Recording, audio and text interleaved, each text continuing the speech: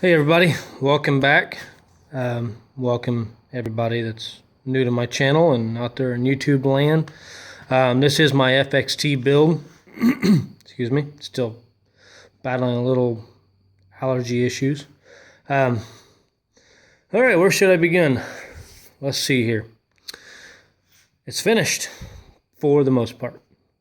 I still got to modify a couple other things. As you guys can see, I now have a battery on board, and I didn't really want a battery just because of the added weight.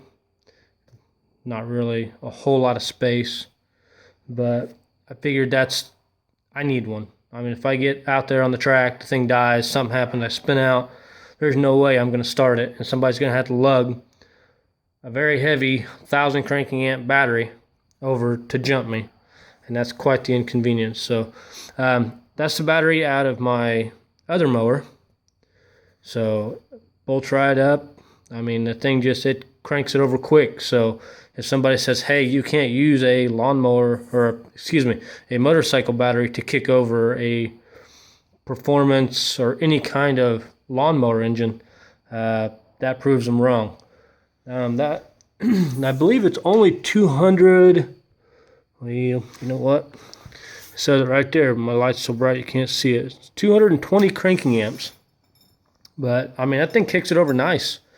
I do have my little pigtail down there at the bottom. That goes from here, travels up and goes to the starter, because that way I can still jump it. Just plug it in. If that battery dies, I can plug it in, start the engine up, and go. So there is no charging system on this engine. There's just no room with a billet flywheel. So once that battery's dead, it's dead. It doesn't charge itself. So bring it back to the pits, throw the charger on there, charge it back up, you're good to go. Another thing, since my last video, I made me a little catch can.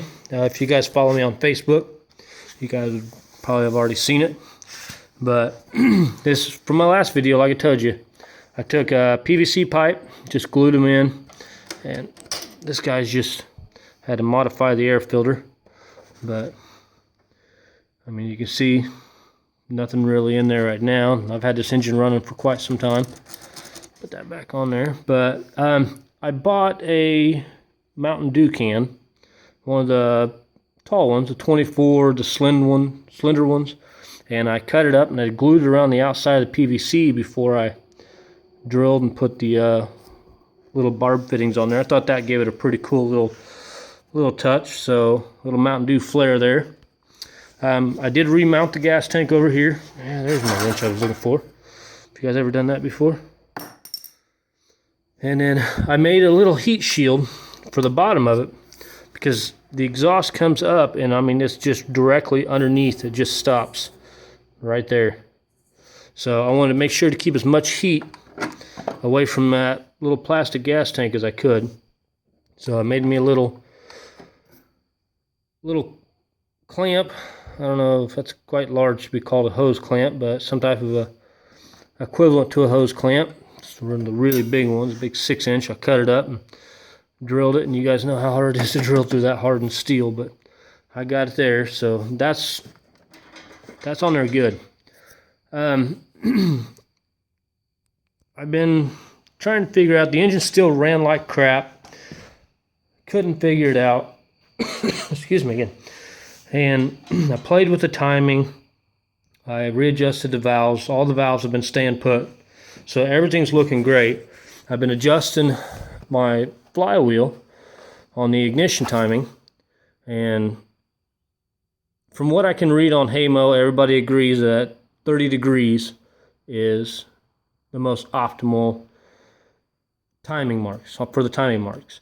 Well, I don't really know. Where's it at? There it is.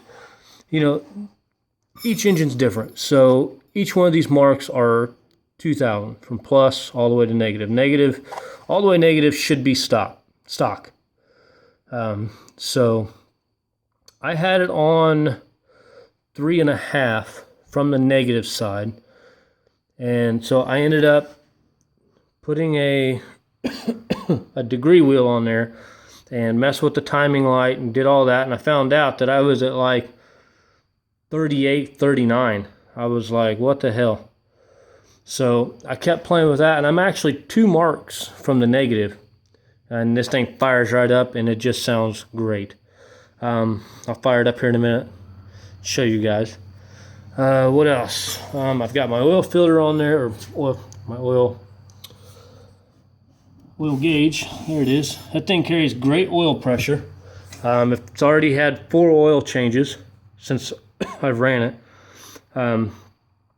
I've taken it down the road a few times, and the bottom end just wasn't there.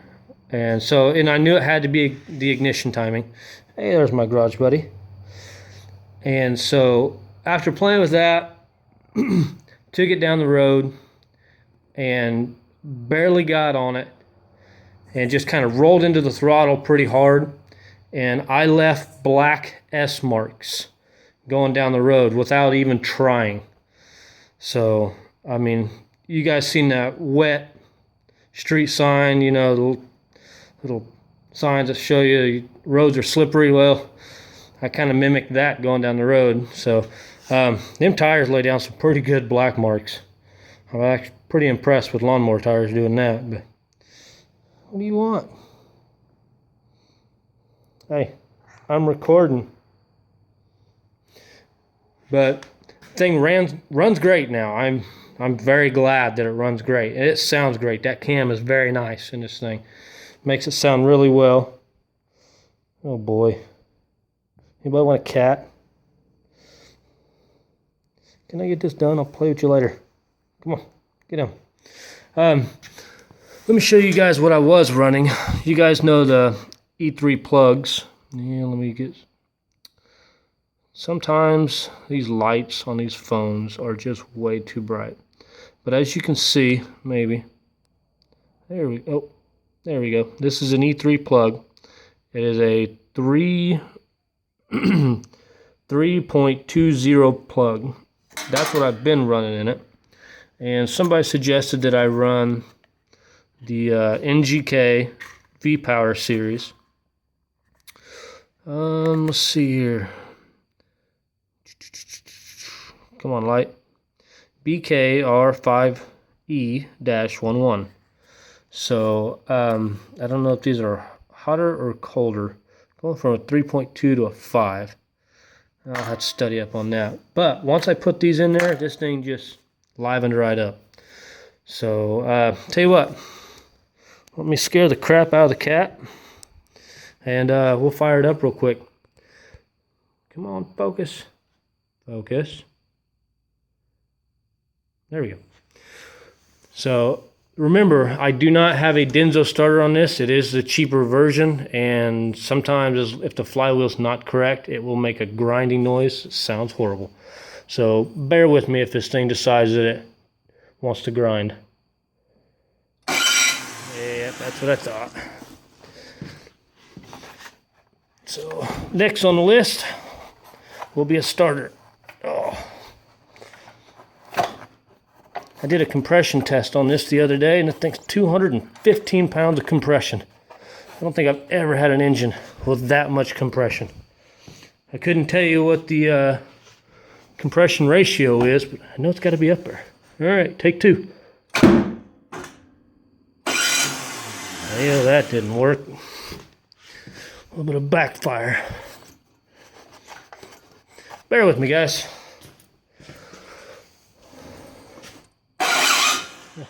Oh.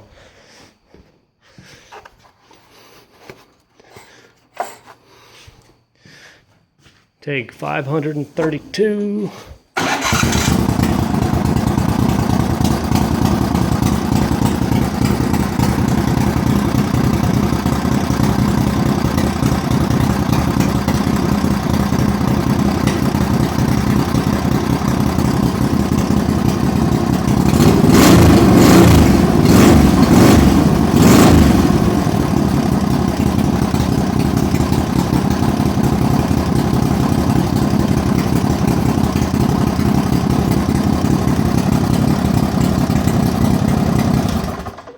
There we go.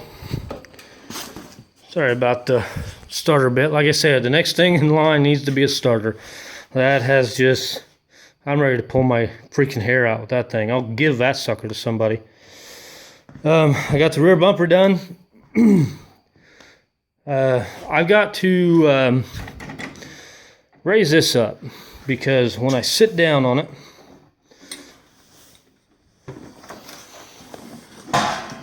oh, okay, welcome to the driver's seat.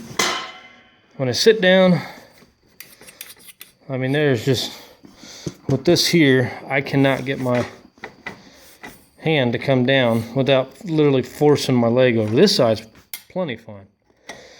So I figured if I bring the steering wheel up, because when I'm looking, I'm like here. So if I bring the steering wheel up a couple inches, I think that ought to give me plenty enough room and make it pretty comfortable. So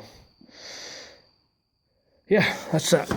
Another thing that I was running into, oh, bear with me for a second. Good Lord. Is the chain was actually, you can see the white mark. I was actually getting into the bottom of the seat somewhere. Yeah, back in here. I'm actually digging into the seat. So either I'm gonna have to put something down or get probably an idle gear or something, an idler to put up here, or I'm just gonna have to raise the seat up. So I don't know, still scratching my head on that, but I'll get it figured out. I'm gonna take 3/4 inch round tubing, same stuff that I use here. I'm gonna take it to work and I'm gonna bend it. I'm gonna chop these off. I just kind of got them tacked up there. That's what holds the hood on. Chop them off and I'm gonna weld a loop to the other side. Take this, flip it around and mount it up here. That way I can adjust how high I want the steering wheel. And probably the same back here. I'll go ahead and chop these, make a little arch, come over here, flip that heim joint upside down, and that way I can make that adjustable along with the front. So that's what's in the works. Other than that, I took it around the track a couple weeks ago, and it didn't do too bad. It can carry the front. If I really get on it and get really high on the track and just punch it, I can lift the front tires up. And that's a hellacious experience when you can feel the tug on the steering wheel and the steering wheel just gets super easy.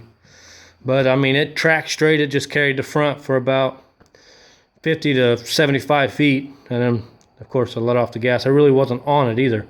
So that kind of scared me a little bit. So there was a couple times I thought I was going to spin out, but I didn't go super fast. I didn't give it all that it's got. I'm still trying to make sure that that engine's going to run and last. So once I know that thing's good and I can get a little bit of seat time before it gets really too cold to do anything, then I'll open her up and we'll start racing it and we'll see how we do for 2016. The track that I normally run, their last race was last weekend. I wasn't able to make it. So due to some personal issues, we're trying to buy a house and all that other stuff and a lot of crap going on. So trying to get everything ready for winter, just pulling my hair out. And so this had to sit on the back burner for a few days. So now I'm back out here in the garage. My wife's out flying. She's a pilot, so she's gone for a few days, so I'll be able to tinker with this. And I'm not saying that she stops that. It's just when she's home, we take care of other business. So I think that about wraps it up. Once I get my little arches on there, I'll make new hood mounts and we'll get the hood back on it. As you guys can see, the garage is back to its somewhat normal self, kind of cleaned up. My wife's like, God, clean it up. So I had to clean it up. So it's clean. At least as clean as I'm going to get it. But I think that's it for this video. If you guys go on Facebook, look me up, Holland Grass Racing. I'm there. So I just posted a video today. I got bored and scared the bejesus out of one of my coworkers that was welding. So Pretty funny. You guys should check that out. And I'm in 15 minutes in, and all I did was talk. So thanks for watching, guys. If you have any questions, let me know. I will try to answer them as quick as I can. So I'm here. Let me know. And thanks for watching. See you guys later.